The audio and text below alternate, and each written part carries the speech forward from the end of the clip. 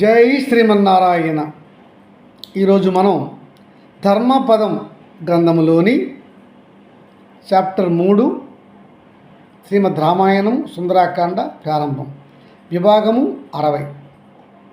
మైనాకుని శ్రీరామ సేవ, ఇంద్రుని ప్రాణ హామీ.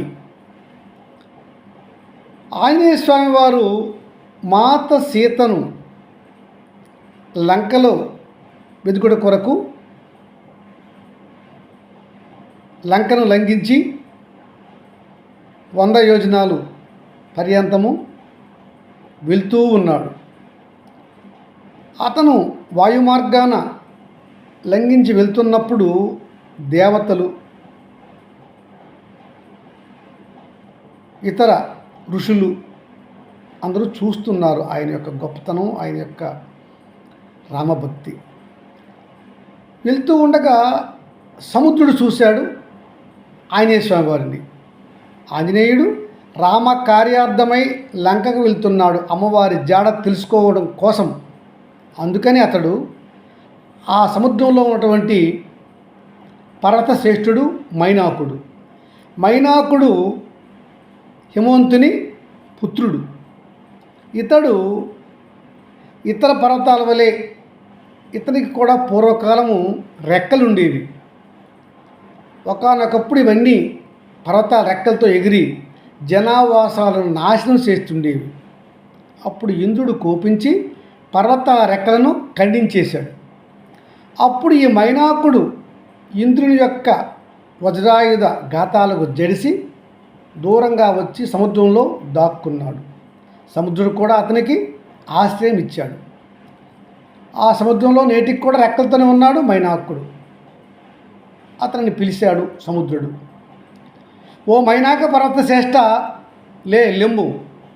శ్రీహరి అవతారము దుష్ట శిక్షణ శిష్ట రక్షణార్థమై భూమిపై శ్రీరామునిగా అతడు అవతరించాడు. అతని కార్యార్థమై వాయుదేవుని కుమారుడు మారుతి నీ పైగుండా ప్రయాణం చేస్తున్నాడు లంకకి. నీవు లేచి అతనికి క్షణికాలమైన ఆతిథ్యము ఇమ్ము.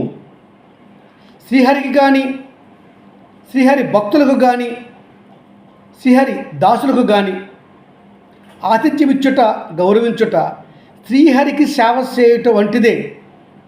శ్రీహరి మిగుల సంతోషించును, అది నీకు తెలియను కదా.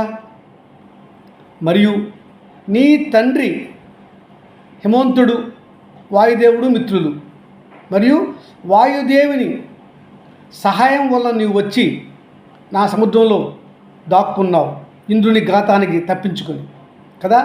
వచ్చేదెవరు? వాయుదేవుని పుత్రుడు కనుక అతనికి ఉపకారం చెయ్యాల. తండ్రి నీకు ఉపకారం చేశాడు, ఆయన కుమారునికి నేడు ఉపకారం చెయ్యి, అది నీకు కనీస ధర్మం. లెమ్ము, లేచి వెళ్ళి మారుతికి ఉపకారం చేయి, విశ్రాంతి తీసుకోవడానికి నీ కొండపై ఆగమని ప్రార్థించు అంటాడు సముద్రుడు. అలాగనే మహాత్మా అని చెప్పి మైనాకుడు సముద్రం నుంచి పైకి లేస్తాడు. లెక్కలతో లేచి గాల్లో ఎగురుతాడు. ఎగిరెళ్ళి, ఓ మహావీర ఆంజనేయ, రమ్ము, నా పేరు మైనాకుడును అనే పర్వత శ్రేష్ఠుడను. నీవు దైవకార్యం, శ్రీరామ కార్యం గురించి లంకకు వెళ్తున్నావు, చాలా అలసి ఉంటావు కదా. కనుక ఒక్క క్షణము నీవు నా ఈ పర్వత శిఖరంపై ఆగి కొన్ని ఫలములు, కొన్ని తీయని పదార్థములు తిని కొంచెం విశ్రాంతి తీసుకొని మరలా లంఘించుము లంకకు, నీకు కొంచెము శ్రమ తగ్గుతుంది అని అంటాడు. మరియు ఈ ఇక్ష్వాకు వంశరాజుకు సగరుడు దవ్వించింది ఈ సముద్రము. నేను ఈ సముద్రంలో ఉన్నాను, మరియు నీ తండ్రి సహాయం వల్ల నేను ఇక్కడ దాక్కున్నాను, వచ్చి గాలితో ఎగిరొచ్చి. కనుక నీకు సహాయం చేయుట నా కర్తృత్వం కదా, నాకు ధర్మం కదా. రమ్ము మహాశయ, రమ్ము అంటాడు మైనాకుడు. ఆంజనేయ స్వామి వారిని గౌరవంగానే ఆహ్వానించాడు. అప్పుడు అంటాడు ఆంజనేయ స్వామి వారు, ఓ మైనాక పర్వతశ్రేష్ఠ, నేను రామ కార్యార్థమై వెళ్తున్నాను, నాకు అలసట లేదు, అతి త్వరగా నేను లంకకు పోవలేను. సూర్యాస్తమయం జరుగుతున్నది. సూర్యాస్తమయానికి ముందే నేను లంకకు చేరుకోవాలి. నేను నీ శిఖరం పైన ఆగి నీ ఆతిథ్యం నేను స్వీకరించినట్లే నువ్వు భావింపము. ఇది నా మాటగా తీసుకోను. నేను నేడు ఇక్కడ ఆగలేను. నాకు సమయ భావన ఉన్నది, సమయము తక్కువగా ఉన్నది, ఆగలేను అని చెప్తాడు ఆంజనేయ స్వామి వారు. దీనిని అంతా చూస్తున్నాడు పైనుంచి ఇంద్రుడు. చాలా సంతోషించాడు. శ్రీరామ కార్యం మా కోసమే, ప్రజలు దేవతలు రక్షణార్థమే శ్రీమన్నారాయణుడు శ్రీరామునిగా అవతరించాడు. ఆ రామునికి సహాయార్థము మారుతి వెళ్తున్నాడు లంకకు. ఆ మారుతికి ఆతిథ్యం ఇవ్వాలని మైనాకుడు అతనిని ప్రార్థించాడు.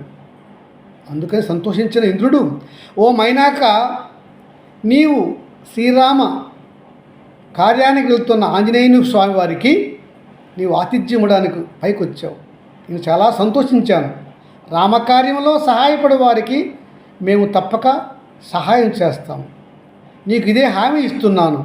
ఇక ఇంతకు పూర్వము ఏదో జరిగినది. ఇక్కడ నుంచి నేను నీకు కానీ ఏ పర్వతాలకు కూడా ఎట్టి హాని చెయ్యను. ఇక నీ రెక్కలకు నేను హామీ ఇస్తున్నాను.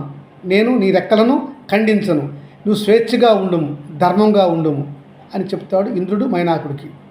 మైనాకుడు ఇంద్రునికి కృతజ్ఞతలు చెప్పి మరలా అతను తన నిజ నివాసమైనటువంటి సౌత్లోనికి వెళ్ళిపోతాడు. జై శ్రీమన్నారాయణ.